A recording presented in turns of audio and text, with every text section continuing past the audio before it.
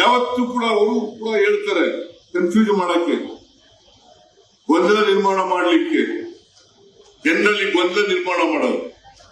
ಏನಪ್ಪಾ ಅಂತಂದ್ರೆ ನಾವು ಸೆಕ್ಯುಲರಿಸಂ ಪರ ಇದ್ದೀವಿ, ಸಿದ್ದರಾಮಯ್ಯ ಒಬ್ಬರೇ ಅಲ್ಲ, ರಾಹುಲ್ ಗಾಂಧಿ ಅವರು ಒಬ್ಬರೇ ಅಲ್ಲ, ಮಲ್ಲಿಕಾರ್ಜುನ ಖರ್ಗೆ ಅವರು ಒಬ್ಬರೇ ಅಲ್ಲ, ಡಿ ಕೆ ಶಿವಕುಮಾರ್ ಒಬ್ಬರೇ ಅಲ್ಲ, ನಾವು ಕೂಡ ಇದ್ದೀವಿ ಸೆಕ್ಯುಲರಿಸಂ ಪರ. ಯಾವತ್ತಾರು ಕೂಡ ಸೆಕ್ಯುಲರಿಸಂ ಪರ ಇದ್ದಾರ? ಈ ದೇಶದಲ್ಲಿ ಸಾಮಾಜಿಕ ನ್ಯಾಯವನ್ನ ಯಾವ್ಯಾವಾಗ ಕಾಂಗ್ರೆಸ್ ಕೊಟ್ಟಿದೆ, ಎಲ್ಲಾ ಕಾಲದಲ್ಲೂ ಕೂಡ ವಿರೋಧ ಮಾಡಿರೋರು ಭಾರತೀಯ ಜನತಾ ಪಕ್ಷ ಅಂತಕ್ಕಂಥದನ್ನ ಅರ್ಥ ಮಾಡ್ಕೋಬೇಕು. ಎಲ್ಲ ಕಾಲದಲ್ಲೂ 1926 ಸಂವಿಧಾನ ಜಾರಿಗೆ ಬಂತು. ಆಗ ಹಿಂದುಳಿದವರಿಗೆ ಮೀಸಲಾತಿ ಕೊಟ್ಟಿರಲಿಲ್ಲ. ಅದನ್ನು ಕೊಡ್ಲಿಕ್ಕೆ ಮಾಡಿದವರು ಯಾರು? ಜವಾಹರ್ಲಾಲ್ ನೆಹರೂರವರು. ಮೊದಲನೇ ತಿದ್ದುಪಡಿ ಸಂವಿಧಾನಕ್ಕೆ ಅದನ್ನು ಮಾಡಿ ಜಾರಿಗೆ ತಂದವರು ಜವಾಹರ್ಲಾಲ್ ನೆಹರೂರವರು. 1953 ಕಾಕಾ ಕಾಲೇಕರ್ ವರದಿಯನ್ನು ಆಯೋಗವನ್ನು ರಚನೆ ಮಾಡಿದವರು ಯಾರು? ಕಾಂಗ್ರೆಸ್ ಸರ್ಕಾರ. ಅದು ಜಾರಿ ಆಗಲಿಲ್ಲ, ಅದು ಬೇರೆ ವಿಚಾರ.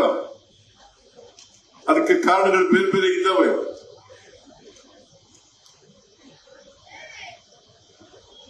ಮಂಡಲ್ ಕಮಿಷನ್ ವರದಿಯನ್ನ ಜಾರಿಗೆ ಕೊಟ್ಟವರು ಯಾರು? ಅದನ್ನು ವಿರೋಧ ಮಾಡಿದವರು ಯಾರು? ಮಂಡಲ್ ಕಮಿಷನ್ ಅನ್ನ ಜಾರಿ ಮಾಡಿದವರು ನರಸಿಂಹರಾಯರು. 1993 ಇಸ್ವಿನಲ್ಲಿ ಜಾರಿಯಾಯಿತು. 1979 ಇಸ್ವಿನಲ್ಲಿ ಮಂಡಲ್ ಕಮಿಷನ್ ಆಯೋಗ ರಚನೆಯಾಯಿತು. 1980 ಇಸ್ವಿನಲ್ಲಿ ವರದಿ ಕೊಟ್ಟರು. ಅದನ್ನ ಸುಪ್ರೀಂ ಕೋರ್ಟ್ನವರು ಕಾನ್ಸ್ಟಿಟ್ಯೂಷನಲ್ ಬೆಂಚ್ ಅನ್ನ ರಚನೆ ಮಾಡಿ ಅದನ್ನು ಎತ್ತಿಡಿದ ಮೇಲೆ 27% ಕೇಂದ್ರ ಸರ್ಕಾರದ ಉದ್ಯೋಗದಲ್ಲಿ, ಶಿಕ್ಷಣದಲ್ಲಿ ರಿಸರ್ವೇಶನ್ ಅನ್ನ ಕೊಟ್ಟವರು ಕಾಂಗ್ರೆಸ್ನವರು. ನರಸಿಂಹರಾಯರು ಯಾವ ಪಾರ್ಟಿ ಎಲ್ಲ ತಿಳ್ಕೋಬೇಕು. ಎಲ್ಲ ಇತಿಹಾಸ ಅಂಬೇಡ್ಕರ್ ಅರ್ಜಿ ಹೇಳಿದ್ದು. ಯಾರಿಗೆ ಇತಿಹಾಸ ಗೊತ್ತಿರಲ್ಲ ಅವ್ರು ಯಾರು ಕೂಡ ಭವಿಷ್ಯ ನಿರ್ಮಾಣ ಮಾಡಲಿಕ್ಕೆ ಸಾಧ್ಯ ಇಲ್ಲ. ಇತಿಹಾಸ ತಿಳ್ಕೋಬೇಕಾಗತ್ತೆ. ನಿಮಗೆ ಹೈಯರ್ ಲರ್ನಿಂಗ್ ಇನ್ಸ್ಟಿಟ್ಯೂಷನ್ ನಲ್ಲಿ ಅಂದ್ರೆ IIM ಇಲ್ಲಿ ರಿಸರ್ವೇಶನ್ ತಂದವರು ಯಾರು? ಇದೇ ಕಮಂಡಲವಾದಿಗಳು, ಇದೇ ಮನುವಾದಿಗಳು. ಹೈಯರ್ ಲರ್ನಿಂಗ್ ಇನ್ಸ್ಟಿಟ್ಯೂಷನ್ ಅಲ್ಲಿ ಅರ್ಜುನ್ ಸಿಂಗ್ ಅವರು ಹ್ಯೂಮನ್ ರಿಸೋರ್ಸಸ್ ಮಿನಿಸ್ಟರ್ ಆಗಿರುವಾಗ ಆಗ ಹೈಯರ್ ಲರ್ನಿಂಗ್ ಇನ್ಸ್ಟಿಟ್ಯೂಷನ್ ಮೀಸಲಾತಿಯನ್ನು ತಂತು. ಇಲ್ಲಿ 73-74 ತಿದ್ದುಪಡಿಗಳನ್ನು ತಂದವರು ಯಾರು?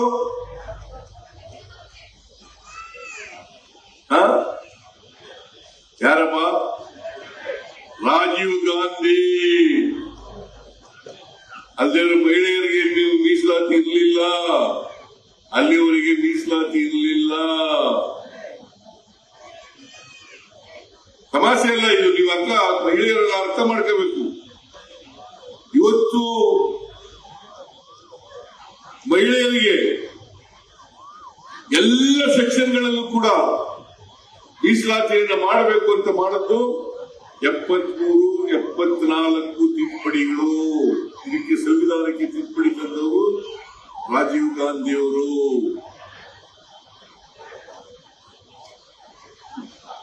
ಇದು ಜಾರಿಯಾದ್ಮೇಲೆ ಸೋನಿಯಾ ಗಾಂಧಿ ಅವರು, ಯಾಕಂತಂದ್ರೆ 33% ಇತ್ತು ಆಗ, 73-74 ತಿದ್ದುಪಡಿ ತಂದಾಗ ಅದನ್ನ 50% ಮಾಡಿದವರು ಸೋನಿಯಾ ಗಾಂಧಿಯವರು.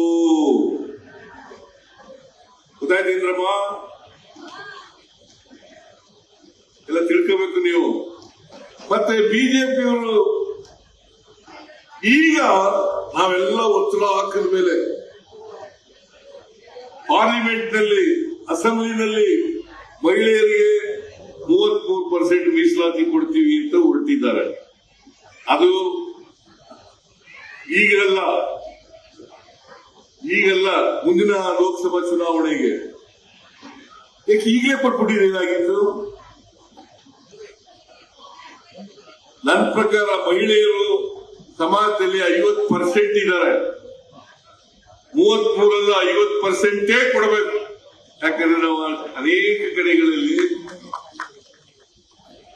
ಯುವಕರಿಗೆ,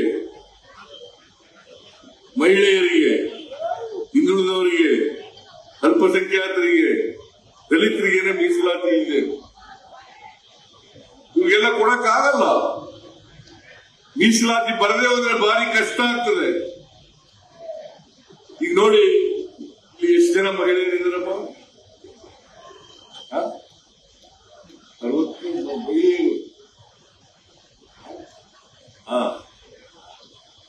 65 ಜನರಲ್ಲಿ 32 ಜನ 33 ಜನ ಮಹಿಳೆಯರು ಇರ್ಬೇಕು.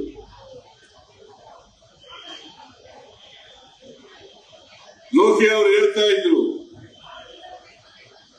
60% ದಲಿತರು, ಹಿಂದುಳಿದವರು, ಸಂಖ್ಯಾತರು, ಮಹಿಳೆಯರು ಇರಲೇಬೇಕು ಅಂತ.